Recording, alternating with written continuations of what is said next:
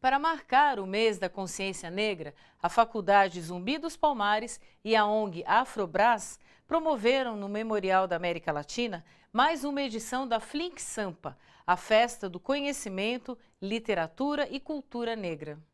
A mineira Andréa está no primeiro semestre de pedagogia.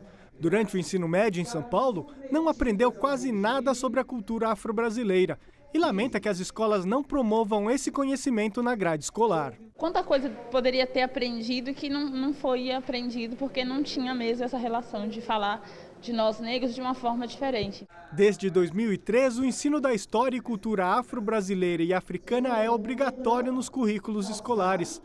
O problema é que, 13 anos depois, a lei não é respeitada no país. Como a gente tem racismo no Brasil, a gente tem sim racismo e pessoas que não querem implementar a Lei 10.639. Eu acho que a sociedade ela cresce nesse processo de luta, de contradições, mas é importantíssimo, né, termos constituído e homologado, criado esse marco normativo, mas tão importante como a criação do marco normativo é o desenvolvimento de políticas para a sua efetivação. Essa lei ela só vai acontecer, a mudança só vai acontecer para superar o preconceito, para superar a desigualdade, quando nós, de fato, assumirmos a tarefa conscientizadora. Que tipo de educação faz isso? No nosso olhar, uma educação que assume a luta dos oprimidos. No caso da realidade brasileira, todas aquelas pedagogias que se identificam com a pedagogia dos oprimidos, dentre elas Paulo Freire, por exemplo. A educação como instrumento de libertação foi o tema de uma das mesas da edição deste ano da Flink Sampa, Festa do Conhecimento, Literatura e Cultura Negra. A Flink Sampa é realizada pela Faculdade Zumbi dos Palmares e ONG Afrobras para marcar as celebrações do Mês da Consciência Negra. Neste ano, o lema da Flink Sampa foi Eu Quero Liberdade. Esse professor trouxe os alunos para participarem dos debates. Tem que ser uma coisa, um debate diário, justamente para o aluno entender como é formada a nossa sociedade.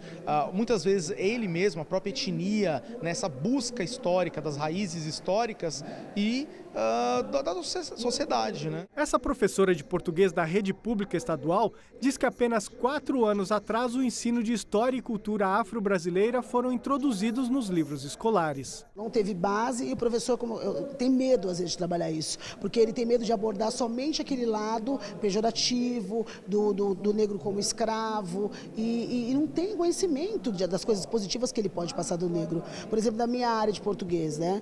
A gente trabalha aí Machado de Assis, Castro Alves, tantos escritores maravilhosos, eu acredito que seja até mais fácil para poder ressaltar esse lado positivo, inteligente, porque nós somos cidadãos acima de tudo, né, os negros. Além da obrigatoriedade do ensino de história e cultura afro-brasileira, a secretária de Educação de Minas Gerais também ressaltou a importância das políticas públicas afirmativas para os negros. Quando as pessoas estão em situação de desigualdade, é preciso que o Estado estabeleça ações corretivas. Se tivesse para todos, a gente não haveria o que discutir. Mas como não tem para todos, a gente precisa estabelecer medidas, sim, para construir equidade. Eu acho que a grande questão, né, que está na origem das contas é a produção da equidade, a redução das desigualdades que a gente tem no nosso país. E a gente continua falando sobre a desigualdade racial, agora na política. A população negra ainda é subrepresentada na política como reflexo de séculos de escravidão e precisa ocupar espaços para mudar essa realidade. Foi o que lembrou o professor Douglas Belchior ao participar do curso promovido pela Comissão de Igualdade Racial do Sindicato dos Metalúrgicos do ABC, neste mês da consciência negra.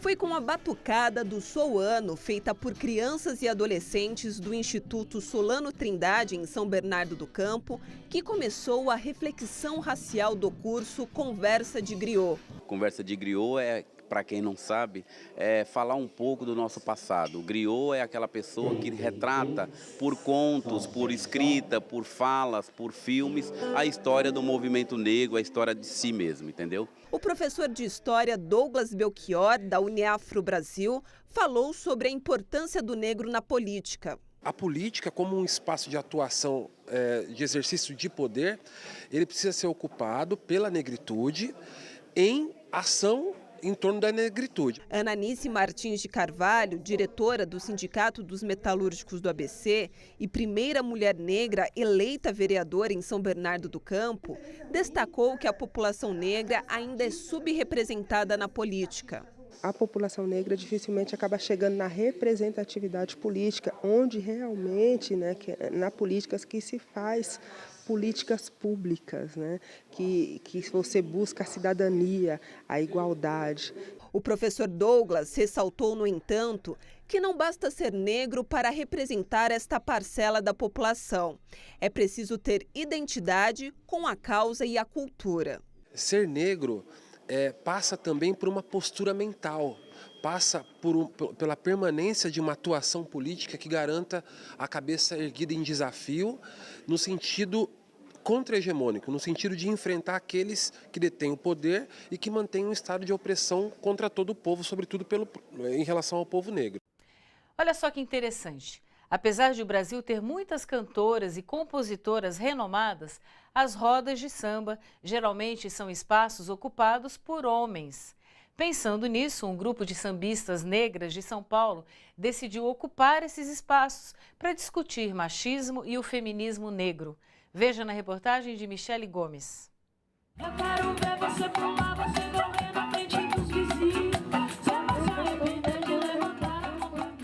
Todo último domingo do mês acontece a roda de samba Colombolo de Apiratininga, tradicional na Vila Madalena, zona oeste de São Paulo. E mamãe, quando era menina, teve que passar. Muita fumaça e calor no ferro de engorda. No último domingo de outubro, a roda teve uma diferença. Ela foi ocupada por mulheres negras. Eram cantoras, instrumentistas, pesquisadoras, comunicadoras e ativistas do feminismo negro. Todas integrantes do projeto Empoderadas do Samba. A gente vai às rodas de samba de São Paulo, nas 4 regiões, para pensar o samba e do ponto de vista do feminismo negro e do feminino e da mulher. Então a gente já foi no Colombolo, que é uma roda de samba que acontece em Pinheiros, a gente foi no Samba do Congo, que é na Brasilândia, aí a gente vai no Samba da Vela e no Samba das Pretas, que é um samba na cidade de Tiradentes, feito por mulheres negras. Eu acho que é importante trazer essas questões para os homens, Muitos deles não pararam para pensar sobre isso, Naturalizou-se que o samba é o universo masculino, mesmo tendo muitas mulheres no samba, como Dona Ivone Lara, Leci Brandão, Tereza Cristina, enfim, uma série de mulheres negras. O projeto Empoderadas do Samba é realizado com recursos do Programa de Valorização a Iniciativas Culturais, o VAI, da Prefeitura de São Paulo. São 18 mulheres negras que fazem intervenções sobre a questão do machismo e do feminismo negro em rodas de samba dos 4 cantos da cidade de São Paulo. Ela me abandonou na rua Rocha, no dia do ensaio da É claro que ter financiamento público para isso viabiliza que a gente consiga expandir o projeto de alguma forma para a cidade como um todo. Então, por isso que a gente está fazendo nas 4 regiões. A continuidade desse projeto a gente já não sabe. A gente deseja que sim, então as pessoas estão tudo falando, continua, faz mais, e o tema tal, e o tema Y. Tem muitas demandas, assim, As rodas de samba são espaços predominantemente masculinos.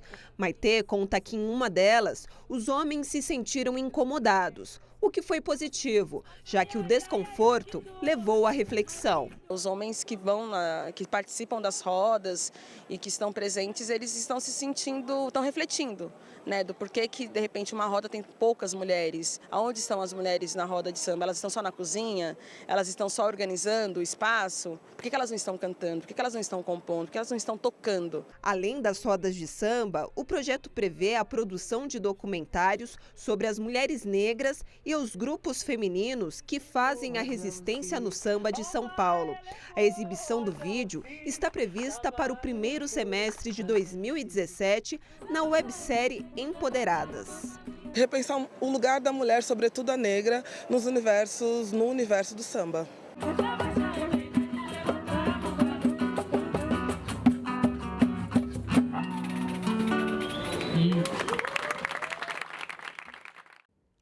E falando em música, você conhece agora a ONG Gerando Falcões, de Poá, no Alto Tietê.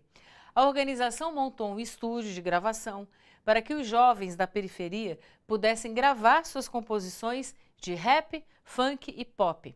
Só tem um pré-requisito: as músicas devem incentivar meninos e meninas a lutarem pelos seus sonhos por meio da educação. Uma triste experiência com as drogas fez com que Lê Maestro lutasse pela própria vida e descobrisse no rap uma maneira de ajudar a própria comunidade. Eu cresci aqui no bairro, cidade de Kemmel. Tive, infelizmente, na minha infância um pai alcoólatra, minha mãe uma costureira muito simples, parte da minha família envolvida no mundo do crime. Mas aos 11 anos de idade eu comecei a andar de skate, sonhava em ser um atleta profissional, aos 13 competia, tinha um patrocinador, mas aos 16 anos de idade fui para uma balada, experimentei cocaína pela primeira vez, me tornei um viciado nessa droga, quase morri de overdose. 8 anos depois eu busquei ajuda e me internei numa casa de recuperação, onde foi que eu escrevi minha primeira letra de rap. Lá dentro eu sonhei em utilizar essa ferramenta que é o rap e o skate para causar transformação na minha comunidade. O projeto se tornou realidade na ONG Gerando Falcões, com os MCs pela educação. Eles dão palestras em escolas da periferia do Alto Tietê e São Paulo. Numa dessas apresentações, descobriram outros 2 talentos, Tuxa e Vinícius, que hoje integram o projeto. O objetivo é levar o conceito de ostentação da educação. Existe esse movimento, da ostentação do cordão, do tênis de R$1.000. Então a gente pegou esse gancho e falou para falar para o aluno o seguinte: cara, você quer ter uma boa casa, você quer ter um bom carro, você quer ter uma boa roupa, não é errado ter. Mas o caminho para se chegar lá não é um caminho tão fácil. Então, ostenta a melhor nota na escola, ostenta o melhor comportamento, ostenta os melhores projetos que você vai conseguir futuramente entrar numa boa faculdade, ter um bom emprego, ter um bom salário e conquistar tudo que você sonha. Vinícius está no MCs pela educação desde os 13 anos. Já tem suas próprias composições e afirma que a música permitiu que ele contasse sua própria história. A música, o rap, principalmente, que ele fez na minha vida foi me dar voz perante a sociedade. Que a sociedade tira isso do jovem, principalmente de periferia, que é a voz dele. E através do rap você consegue fazer o protesto, contar a sua realidade, contar o seu dia a dia. A Tuxa acredita que a música e as próprias experiências de cada um aproximam o jovem desse conceito. Cada um tem uma história de vida muito emocionante, assim, de superação, e graças ao Gerando Falcões a gente mudou de vida, assim como a gente consegue mudar a vida de outras meninas, de outros jovens, através das nossas histórias. Esse estúdio está praticamente pronto. Ele foi montado em parceria com 2 empresas de telecomunicações e vai ajudar a lançar novos talentos da periferia. As instalações ficam dentro da ONG e vão funcionar ainda este mês com capacidade para gravar até 12 CDs por ano, com alta qualidade. Além de dar para a gente a oportunidade de gravar nossas músicas e continuar impactando mais jovens, esse estúdio também vai abrir a porta para a galera da comunidade, para vir para cá, gravar o seu CD gratuitamente, ter aulas de empreendedorismo, workshop com os MCs pela educação e também, através da música, fomentar essa economia cultural. Responsa pra dar certo, responsa no papo reto, responsa no dialeto, responsa pra ver. Este foi o Panorama de hoje. Você acompanhou aqui reportagens sobre os crimes cometidos pelo Estado no Brasil contra mulheres, jovens negros, indígenas, pobres e de periferia. Movimentos denunciam essa realidade e propõem transformações. Viu também a luta contra o preconceito e a discriminação racial neste que é o mês da consciência negra. E a mobilização a partir da música, com mulheres negras que ocupam espaços do samba e os jovens da periferia do Alto Tietê que estão gravando suas composições e incentivando outros adolescentes a realizarem seus sonhos por meio da educação.